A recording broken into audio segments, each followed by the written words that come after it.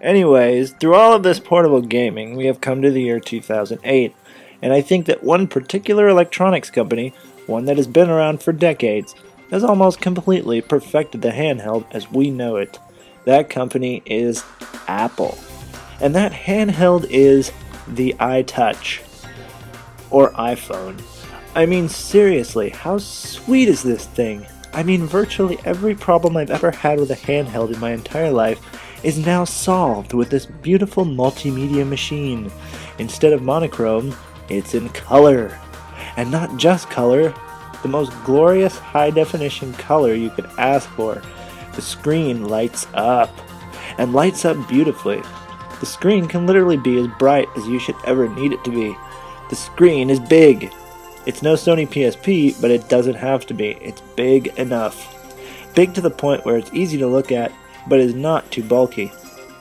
It's a music player, and truly the best music player of all time.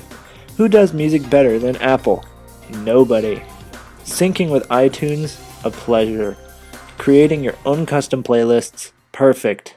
Skipping to a different part of the song? Easy. Finding something you want to hear? Simple. Absolutely tremendous. And even playing movies on the iTouch is the best I've ever experienced. I'm not carrying around a wallet full of UMDs for one. And I'm also not searching through GameStop stores for UMD demo discs that I can use to replace the UMD casings that broke apart. Everything's on my computer. And look at the screen! You can touch it! You can use your finger to select things! And it's fabulous! Do you realize I can drive a vehicle filled with several passengers, but I can safely and easily put on a song from an album I'm thinking of on my iTouch with one hand, without having to pick the thing up and look at it closely. It's that great. Apple even realized that getting itself into the gaming market would make their handheld even more popular. In came the App Store. Super Monkey Ball? Crash Bandicoot Racing? A board with holes? Yes!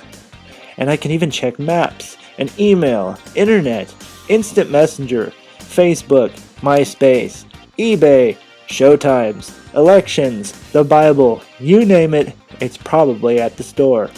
And over a Wi-Fi connection, I can even purchase both music and applications right from the iTouch unit itself, without having to go near a computer. Now how perfect is that? Apple truly has brought a new world of standards to live up to for a handheld. And we have almost become the #1 handheld ever in my opinion. There's just one little problem. The iTouch and iPhone have no game controls. Ugh. Seriously, it's just a touchscreen. No control, no game buttons, not a one. And that kind of bugs me, because it means that virtually all the games are going to be touchscreen games or motion tilting games, which while innovative means that they're virtually all going to be simple games and nowhere near as hardcore as games you enjoy on PlayStation. Sony still has the upper hand on quality games. So where next for handhelds? I think many are looking to Microsoft and wondering, why is the supergiant of computers and gadgetry who got into the console business and did everything generally sufficient sitting in the year 2008 was still no handheld?